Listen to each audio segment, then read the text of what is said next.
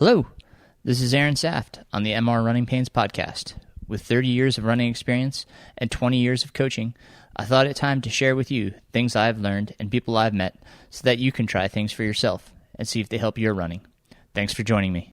Wrote this song while crewing Aaron on a 100-mile foot race through the trails in the rain and mud. How about that?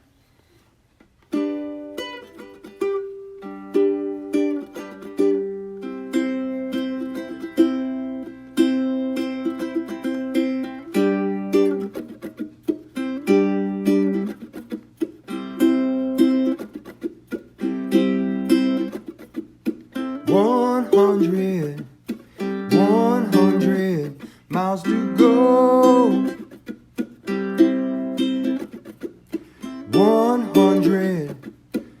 100 miles to go. Don't ask me why I do it, I don't know.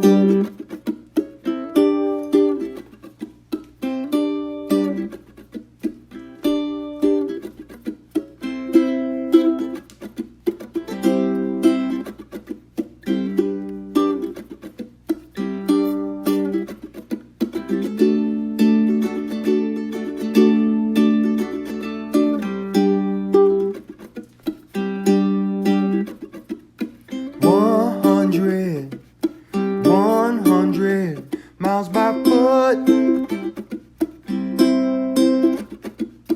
100 miles by foot. Don't ask me why I do it, I can't stay put.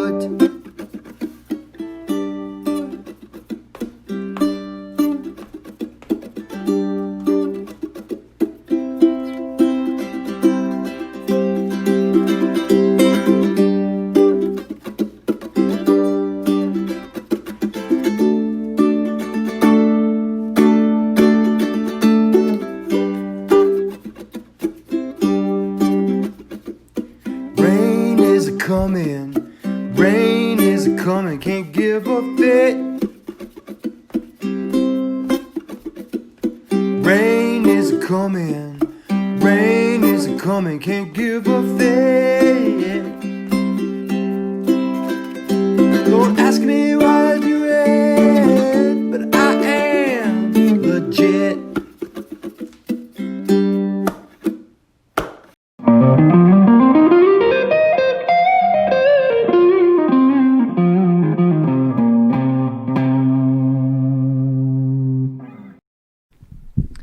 Hi there.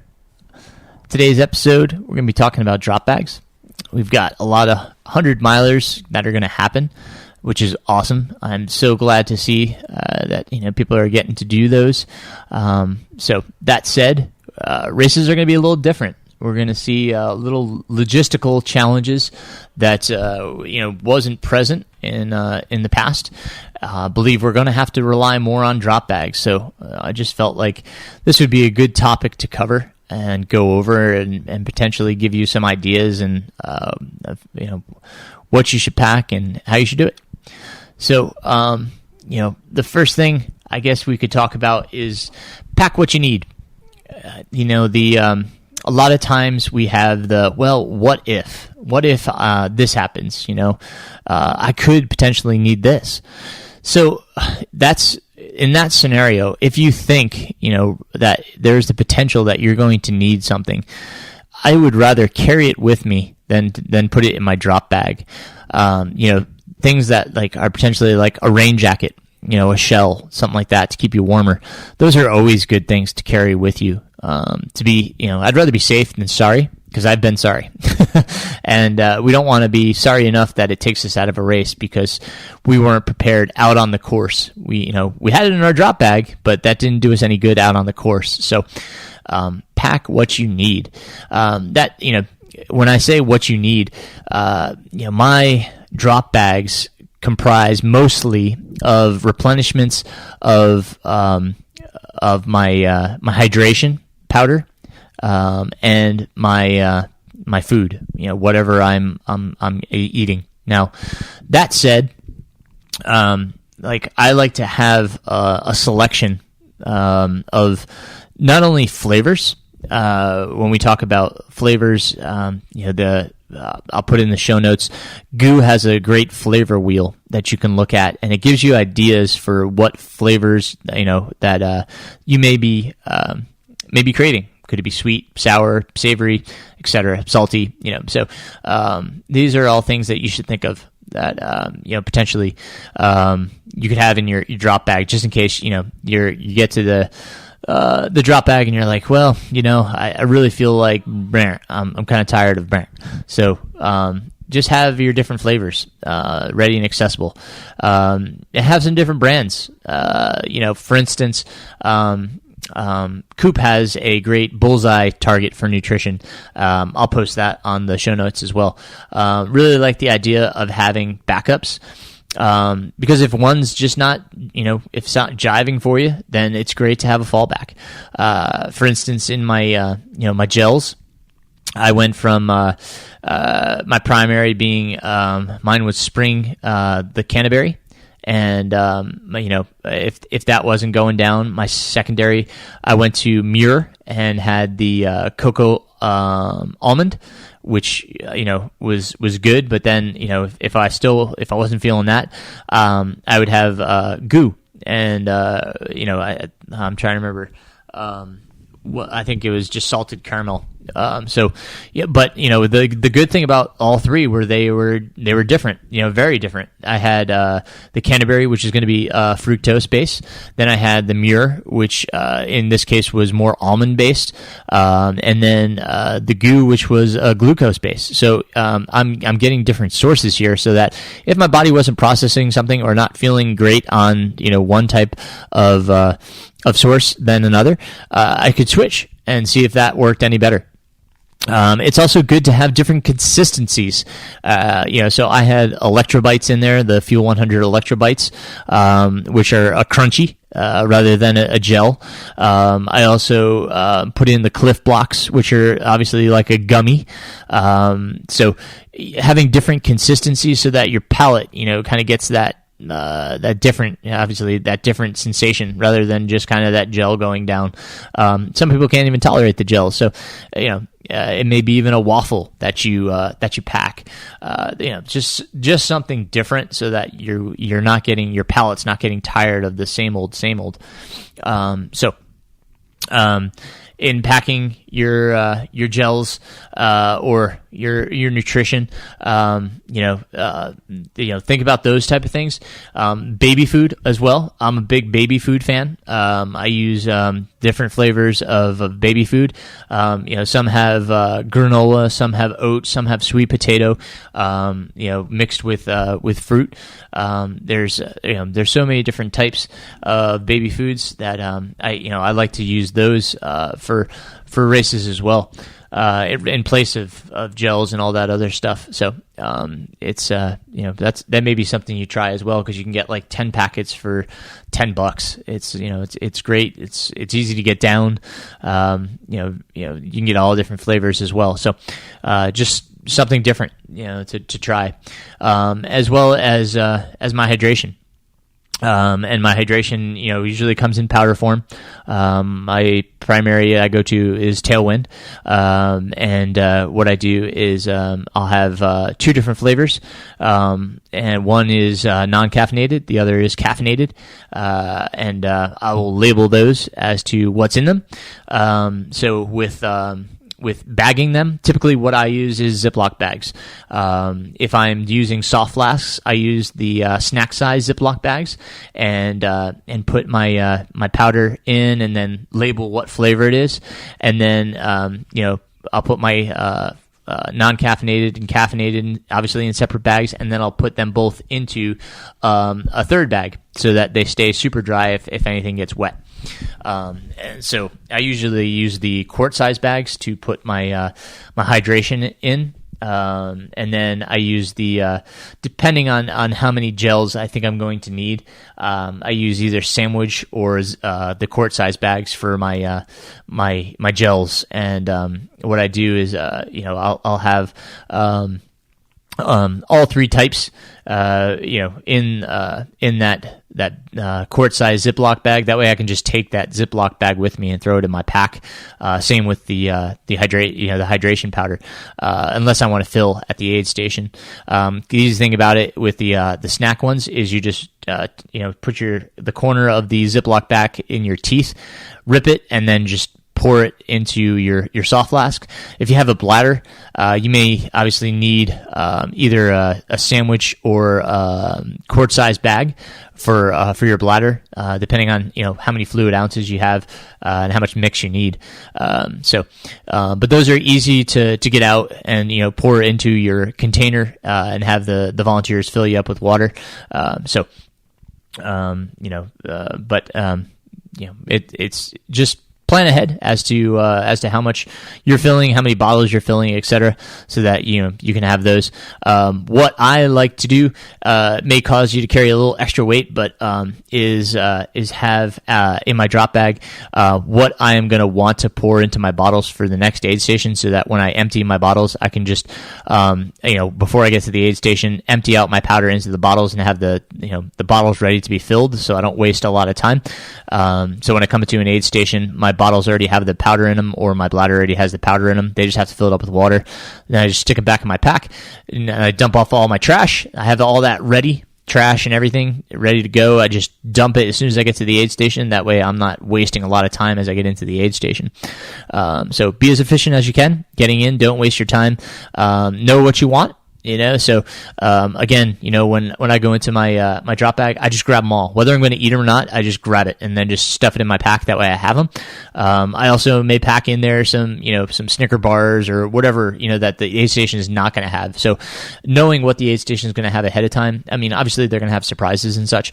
But if you know what they're going to have, so that you don't, put something in your drop bag that they're already going to have, that way you're not wasting space in your drop bag. But then you can grab whatever you want, obviously, from the aid station. Sounds like a lot of races are going to have to switch over to prepackaged foods. So when you're thinking, going out of an aid station, you may have like a bag of chips or a bag of M&Ms or something like that. So you may need to carry maybe an extra little quart-sized bag for trash, that we can just stuff everything into that Ziploc bag and store that away. That way, when you get towards the next aid station, you can just pull out your little Ziploc bag full of trash and then just hand that off. So good to have a few little extra baggies on hand for trash or anything that if there is individual things, you can kind of just pour it into your own little Ziploc container and off you go, and you can eat right out of the bag on the go.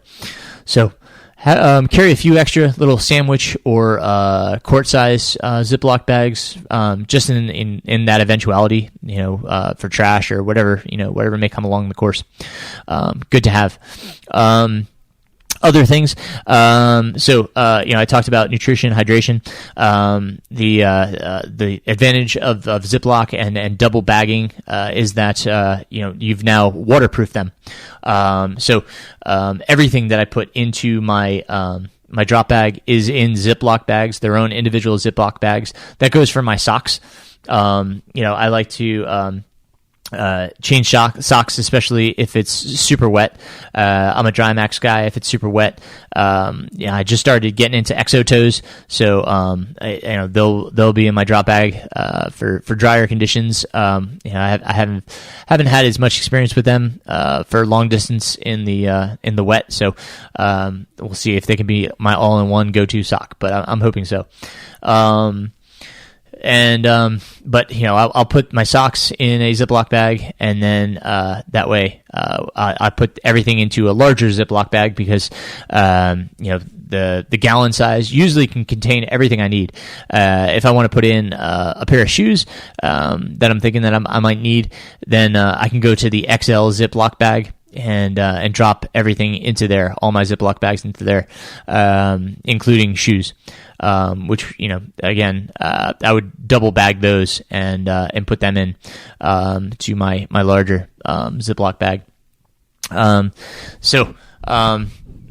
What that does is it compartmentalizes everything. So if I need something, from my drop bag, and if things are wet, then if I open the Ziploc bag and dump things out, they're not going to get wet because they're in Ziploc bags as well. So I know all my gear is going to stay dry. So it waterproofs it. It compartmentalizes it.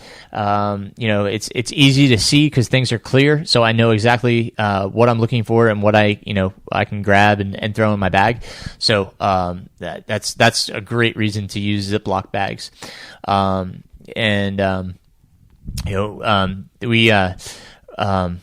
We want to make sure that ours is easily identifiable. So when you get to the aid station, again, you're not wasting time looking for it, or the volunteers looking for it. So what I would do is I grab 2 different brightly colored duct tapes that will stand out, and I put 2 strips of that 2 different colors on each side of the bag, and then I can write my name, bib number, and the aid station on each side of the bag on the duct tape. That way, when I'm dropping off my drop bags, I know exactly what to look for. Which bag goes where. I'm not putting the wrong thing, the wrong place, or wondering does this bag go here? Or so it's easily identifiable, and it's easily identifiable. I can say to the aid station volunteer that's going to go look for my bag, it's a gallon-sized Ziploc bag. It's got yellow and pink duct tape on each side. And my name is Aaron Saft. I am bib number whatever.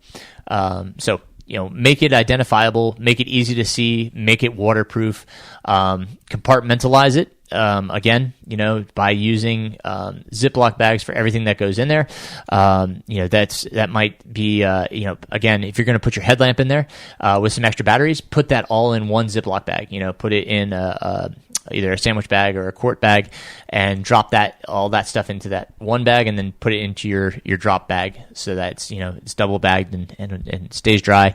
And then when you go to pull it out, you just pull out that whole bag and throw it into your pack, and off you go.